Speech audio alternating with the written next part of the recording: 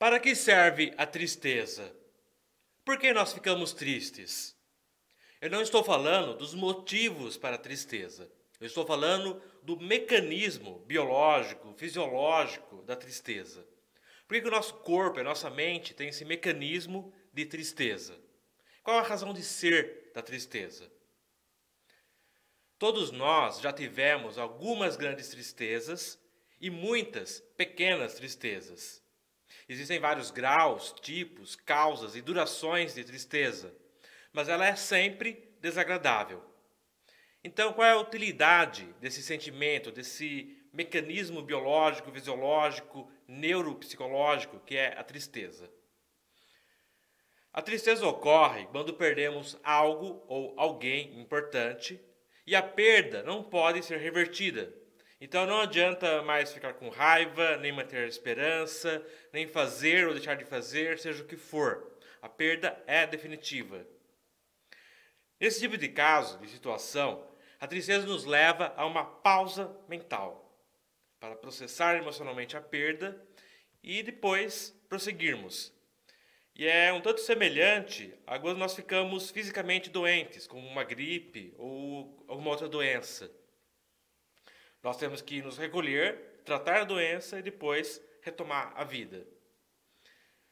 Enquanto a raiva nos prepara para a luta e nos induz a agir por impulso, a tristeza vai no sentido contrário. Ela esfria nossos motores e nos faz pensar e descansar e nos recuperar para prosseguirmos. Além disso, enquanto a raiva afasta os outros de nós e nós dos outros, a tristeza aciona a empatia dos demais e também nos faz querer a atenção dos demais, o que pode nos trazer o apoio que necessitamos para esse momento. E por fim, uma outra utilidade da tristeza ou do luto. Ele pode nos induzir a reforçar nossa ligação com aquele que amamos e protegê-los pelo medo de sofrermos ainda mais se também perdermos essas pessoas. Então, digamos, uma mãe tem 3 filhos e ela perde um de qualquer forma que seja, ou morreu, ou se perdeu no mundo do crime, seja o que for. Então, essa tristeza vai levá-la a tomar providências para evitar que esses também se percam. Já a depressão não é uma tristeza necessariamente causada por uma perda específica. É mais diluída no tempo. Manifesta-se em letargia, indecisão, desmotivação, isolamento, ruminação e ausência de prazer, até mesmo com alimento e com sexo. É claro que algumas pessoas podem tentar tratar sua tristeza, sua depressão, se alimentando ou buscando sexo compulsivamente, mas muitas perdem o interesse até por comida e por fazer sexo. O que é curioso, porque alimento e sexo estão envolvidos com sobrevivência e reprodução. São os 2 instintos mais fundamentais de qualquer ser vivo. Então, por que a biologia nos equipou com um mecanismo, no caso da depressão, que atua contra até mesmo a sobrevivência e a reprodução, que vai contra os mecanismos mais fundamentais de qualquer ser vivo? Alguns sugerem que a depressão seria causada pelo aumento da expectativa de vida e ou pelo nosso modo de vida moderno e supostamente desnatural. Sim, esses fatores podem contribuir para o aumento da incidência de depressão. Mas pessoas de todas as idades apresentam depressão, até mesmo em sociedades primitivas. Curiosamente, a Bíblia, no Antigo Testamento, tem referências a pessoas deprimidas. Buda falou a respeito de tristeza e depressão, Jesus também, os filósofos estoicos e os outros. Então, a depressão é algo que já existe há muito tempo, tanto a tristeza quanto a depressão. E até os animais podem demonstrar esse estado, e eles não são afetados pela cultura moderna, não necessariamente. Então, é algo realmente que faz parte da nossa estrutura biológica. O comportamento depressivo temporário pode ter função biológica que favorece a sobrevivência, mesmo que ele nos faça momentaneamente deixar de ter interesse em alimentação e assim por diante. Como? Uma forma é que nós somos animais sociais, que vivem em grupos. Então, cooperar e aceitar regras traz mais vantagens do que desvantagens, em comparação com vivermos isolados. Imagine se os seres humanos vivessem distantes uns dos outros e só interagissem na hora da reprodução e depois se afastassem de novo. Então, simplesmente, não haveria civilização com todos os benefícios que ela nos traz. Então, nós queremos civilização? Sim. Então, temos que pagar o preço disso. Em todo grupo, forma-se uma hierarquia e é necessário desistir da disputa pelo poder e ser cooperativo. O indivíduo mediano, que não aceita sua posição subordinada e continua desafiando os mais fortes, em geral, apenas se prejudica. Então, é mais produtivo demonstrar que se rendeu e ficar no grupo sem mais confrontos. É como quando um país perde uma guerra e faz um desarmamento.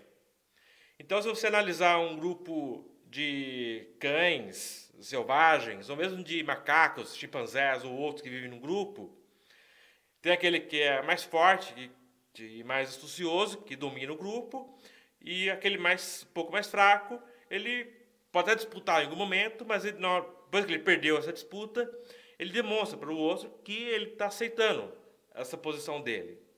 Só que o chimpanzé ele não fica o tempo todo, o resto da vida, nessa posição, nessa postura física de subserviência. Sim, no máximo, quando ele está perto do outro, talvez. Ele mostra um pouco, mas não muito. Fora isso, ele retoma a sua vida normal. Já o ser humano, usando a sua imaginação contra si mesmo, ele consegue se sentir inferior e se sentir ameaçado mesmo na ausência do outro mais forte. Então, mesmo que o outro não seja presente, ou mesmo que o outro nem saiba que ele exista, ainda assim ele se sente inferior e está sempre se auto-rebaixando. Ele produz em si mesmo essa situação, mesmo que o ambiente físico imediato não traga nenhum motivo para ele sentir assim. Ele prolonga esse estado. No caso do ser humano, além disso, nós também podemos ficar decepcionados com atitudes erradas e até mesmo perversas de membros da nossa família, de falsos amigos e de outras pessoas que deviam cuidar de nós, mas que em vez disso foram negligentes ou até nos prejudicaram.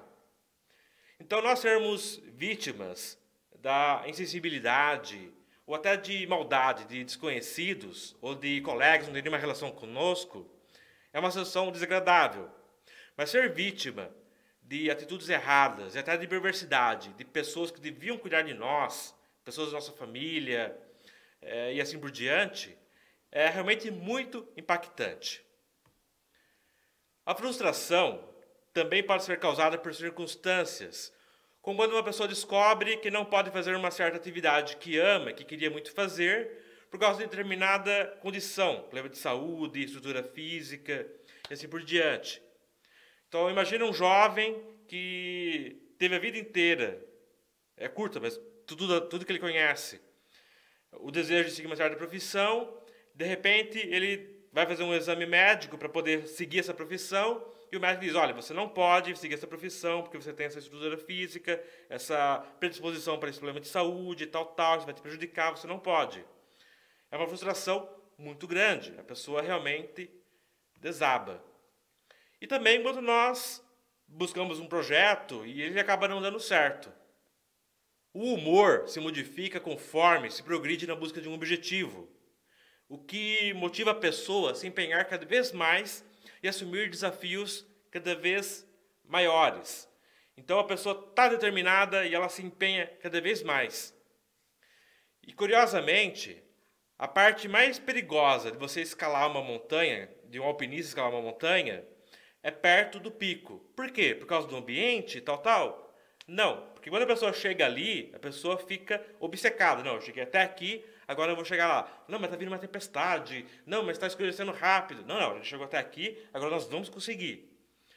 Então, é muito mais saudável se a pessoa aceitar. Não, peraí, a gente chegou quase, mas as condições estão piorando, vamos retornar. Então, nesse caso, a pessoa aceitar essa frustração seria bem mais saudável. Mas, conforme eu disse, a parte mais perigosa de você escalar uma montanha é justamente perto do pico, porque a pessoa fica obcecada. Quando nós ultrapassamos nossos limites, as nossas ações começam a falhar, o ânimo diminui de modo que reconsideramos nossas opções e preservamos nossos recursos.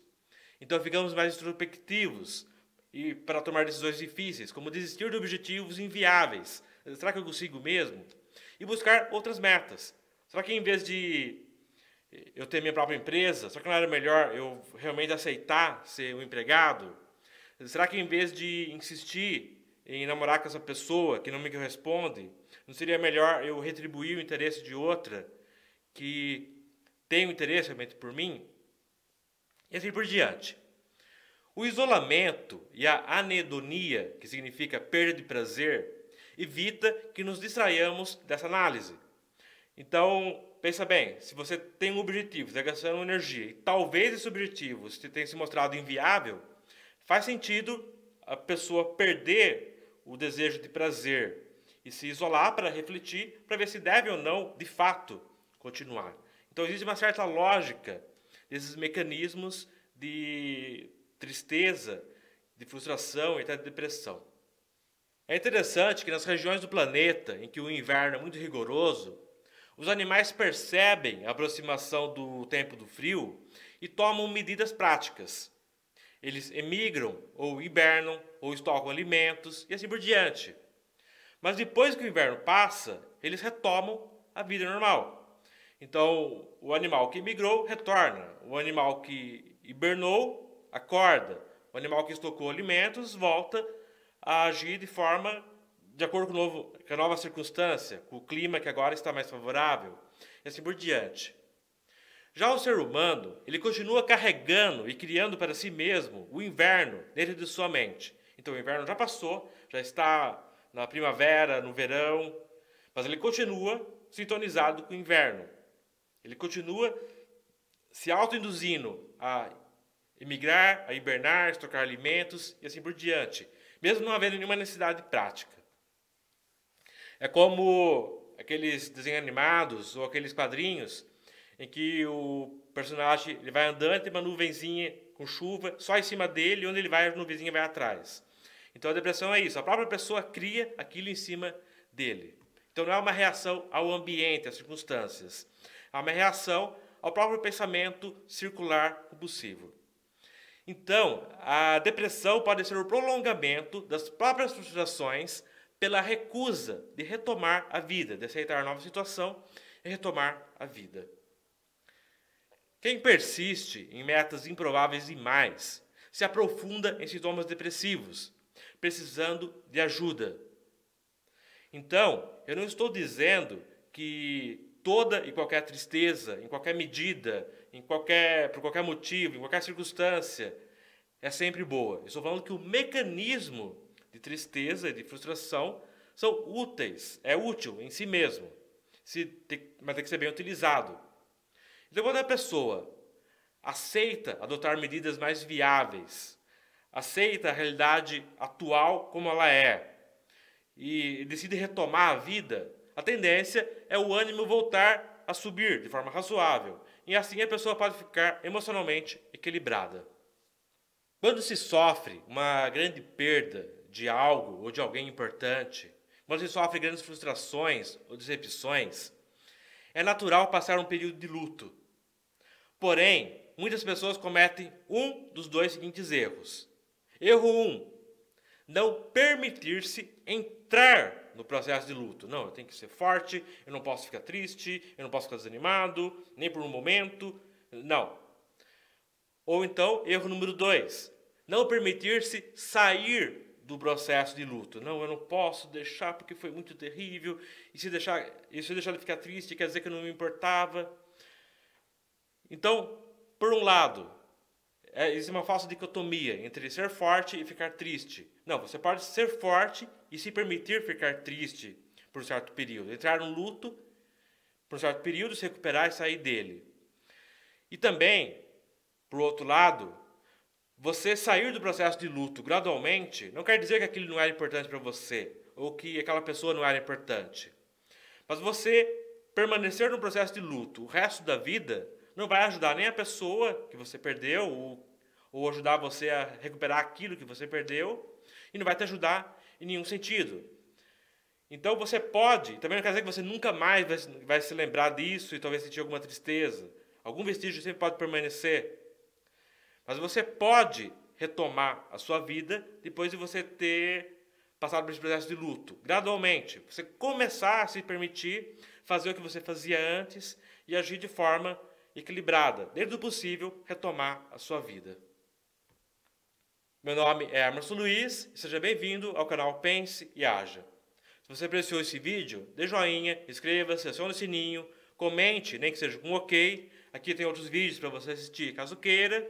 E considerando tudo isso que eu disse, lembre-se, pense e haja.